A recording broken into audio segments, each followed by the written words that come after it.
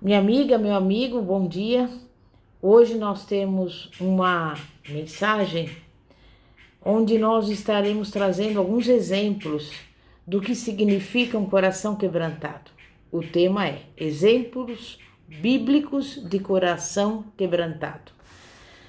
Nós sabemos que o conceito de quebrantamento não é algo novo, sabe por quê? Porque desde o início das Escrituras até o Novo Testamento, o registro bíblico nos oferece inúmeras ilustrações de pessoas que se quebrantaram e se humilharam perante Deus. E esses exemplos geralmente são apresentados em contraste com histórias de pessoas com coração duro. Vamos inicialmente falar de dois reis. Quase 1000 anos antes do nascimento de Cristo, dois reis governaram a nação de Israel. O primeiro deles era culpado de que muitos considerariam por infrações relativamente pequenas. Contudo, elas lhe custaram o reino, a família e, por fim, a vida. Em comparação, o seu sucessor foi culpado de ofensas muito maiores. No ímpeto de paixão, esse segundo monarca cometeu adultério com a esposa do seu vizinho e então planejou matá-lo. Entretanto, quando registraram a história de sua vida na Bíblia, o chamaram de homem segundo o coração de Deus. Então, qual é a diferença entre esses dois reis? Quando o primeiro o rei Saul, foi confrontado com seu pecado, procurou se defender, se justificar e se desculpar. Na verdade, ele lançou a responsabilidade do seu pecado sobre outros e tentou acobertar tanto o seu erro como as consequências dele. Embora, por fim, ele tivesse admitido que pecou, quando ele foi flagrado pelo profeta Samuel, a verdadeira condição de Saul se revelou nas palavras que ele proferiu em seguida. E sabe o que ele disse? Por favor, não diga nada a ninguém.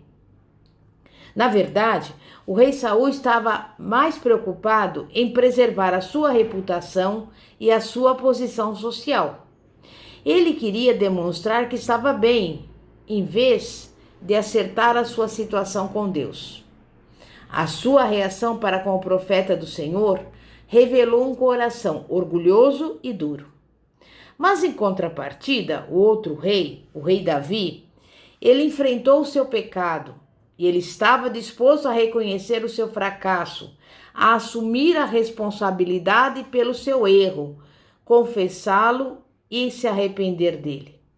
Ao se humilhar diante de Deus, Davi escreveu os Salmos 32 e 51, humilhando-se diante de todos os cristãos que leriam a sua confissão e ficariam sabendo do seu erro.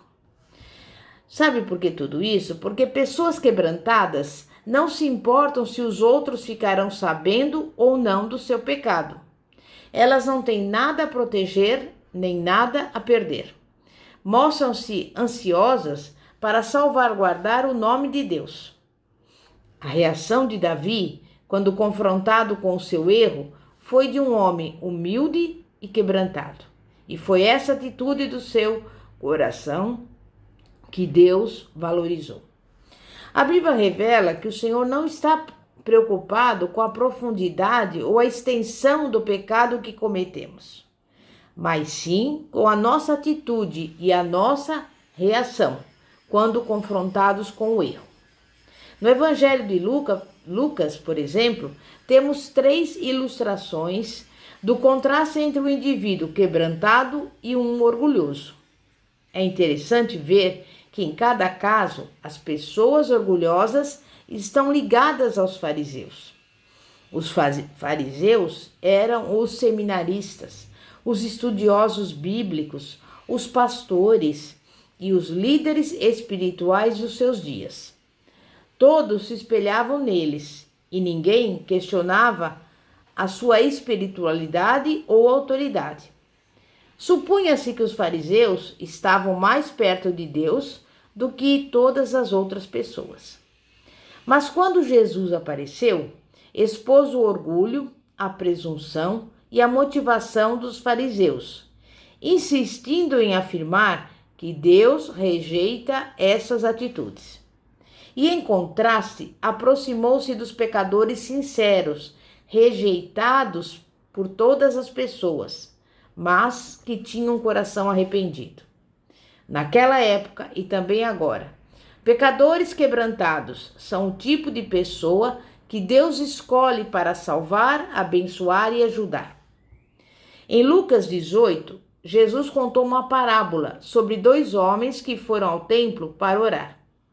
As preces de um deles foram aceitas por Deus e as do outro nem sequer passaram do teto. Qual a diferença? Novamente, não estava nas atitudes externas dos homens, mas na condição do coração de cada um.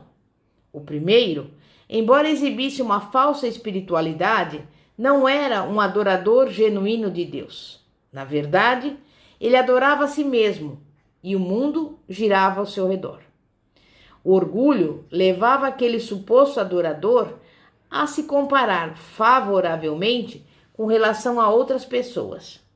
E isso fez com que permanecesse cego para com a sua condição e não se desse conta da iniquidade em seu íntimo. E o outro homem, um coletor de impostos, maldoso e desprezível, que ganhava o seu sustento extorquindo o dinheiro das pessoas, aparentemente tinha experimentado uma mudança em sua vida.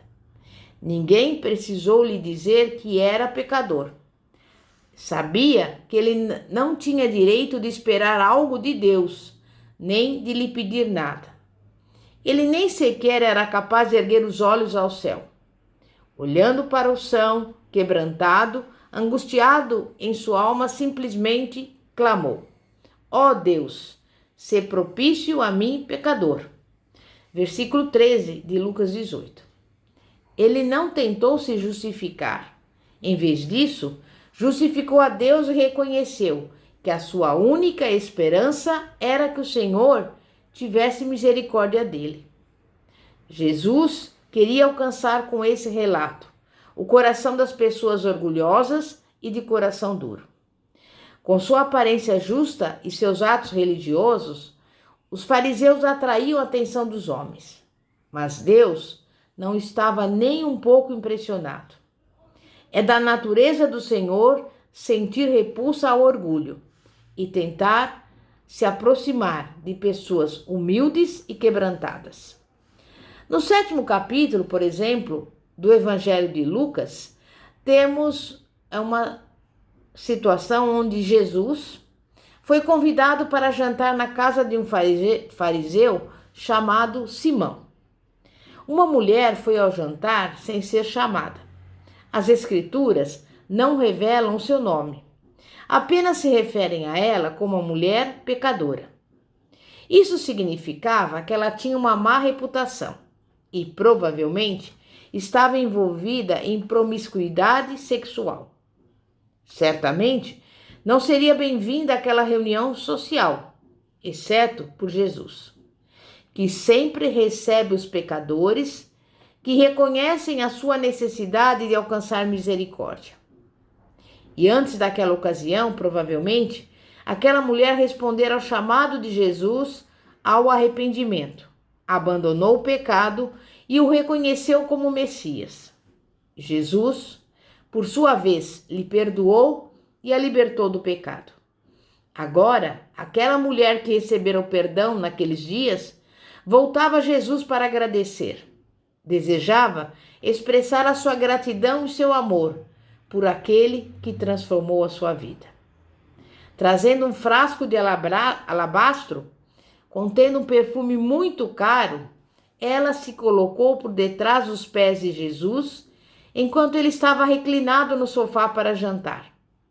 Ela derramou lágrimas de gratidão, que lhe escorreram pela face e caíram sobre os pés do Salvador, enxugando-os com o próprio cabelo. Abaixando ainda mais, começou a beijar os pés do Mestre e os ungiu com óleo perfumado que trouxera consigo. E em contraste, o fariseu Simão, o anfitrião daquele jantar, mostrou-se insensível. Como sua mentalidade seguia a ideia de justiça própria, o comportamento daquela mulher e até mesmo a simples presença dela lhe pareceram totalmente inapropriados. Jesus lembrou Simão de que não o havia tratado com a cortesia comum da época, muito menos com o respeito que normalmente se transmitiria a um convidado de honra. Ele não ofereceu água para que Jesus lavasse os pés, não o cumprimentou com um beijo e não ofereceu óleo para ungir o seu cabelo. A mulher, porém, marcada pelo fracasso e vergonha, havia lavado os pés de Jesus com as suas lágrimas e os enxugado com o próprio cabelo. Em seguida, os beijou e ungiu com óleo. Simão, com a arrogância do seu coração, não se deu conta do quanto era pecador, nem do quanto precisava de restauração. Como consequência, não foi capaz de expressar o tipo de adoração e amor que aquela mulher demonstrou para com Jesus.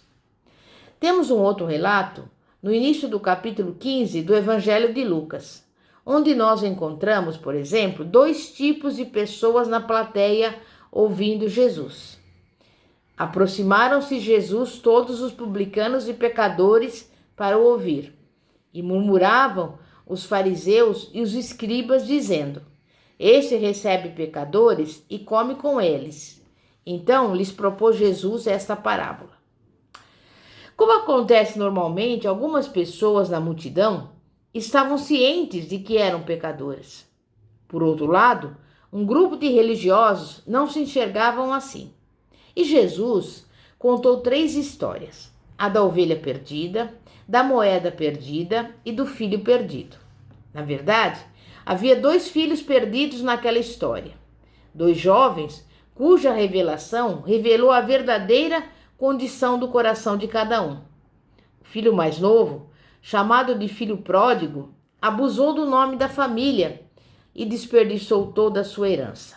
No final, tendo gastado a sua riqueza, deu-se conta de que havia feito algo errado e também sabia das consequências dos seus atos.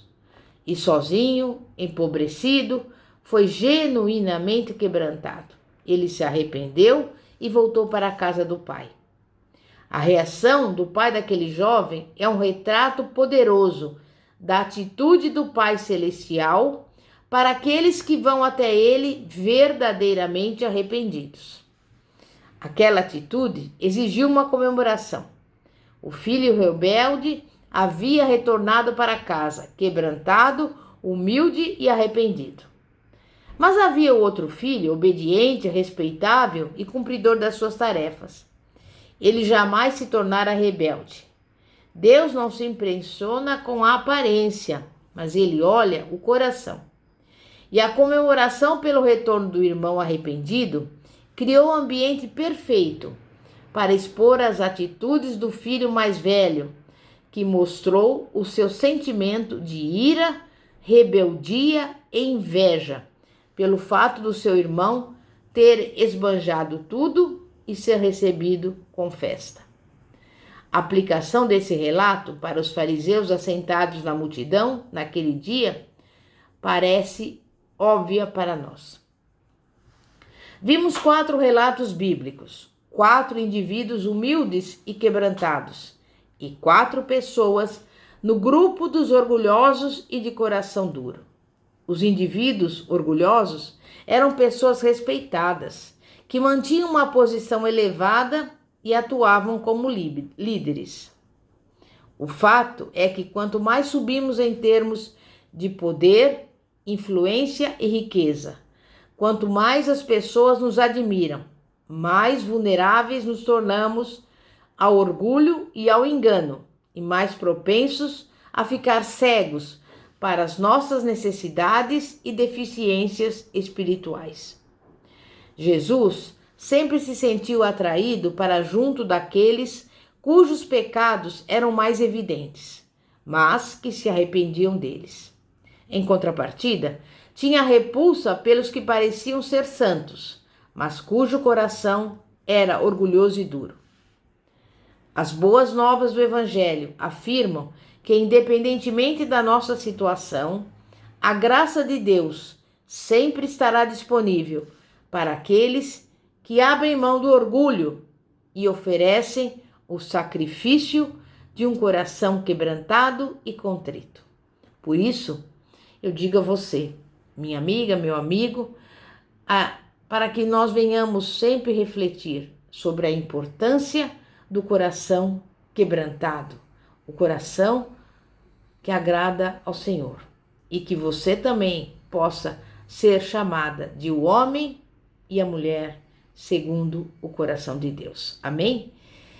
Vamos orar. Santíssimo Deus e poderoso Pai, Pai de nosso Senhor e Salvador Jesus Cristo, nesse dia que se chama hoje, nós estamos aqui unidas, reunidas em oração para pedir que o Senhor venha ao nosso encontro, porque nós estamos humildemente, com o nosso coração quebrantado, expondo ao Senhor as nossas falhas, as nossas transgressões, os nossos erros, e queremos, Pai, nos consertar, nos corrigir, porque sabemos, Pai, que somente o Senhor aprecia aquele que está com o coração quebrantado, aquele que está com o coração humilde. E eu tenho a certeza que nesse dia nós arrependemos-nos dos nossos erros, de tudo aquilo que um dia fizemos, porque nós reconhecemos que somos falhos e somos pecadores, mas nós buscamos a cada dia sermos pessoas melhores, sermos pessoas onde os outros poderão ver nas nossas vidas a bênção, a vitória do Senhor, porque nós procuramos seguir o exemplo do Senhor Jesus, sermos segundo a sua imagem e a sua semelhança. E por isso eu louvo e agradeço ao Senhor. E em nome de Jesus agradeço por tudo. Amém e graças a Deus. Pastora Fátima, da Igreja Evangélica Apostólica Poder de Cristo. Glória a Deus, aleluia.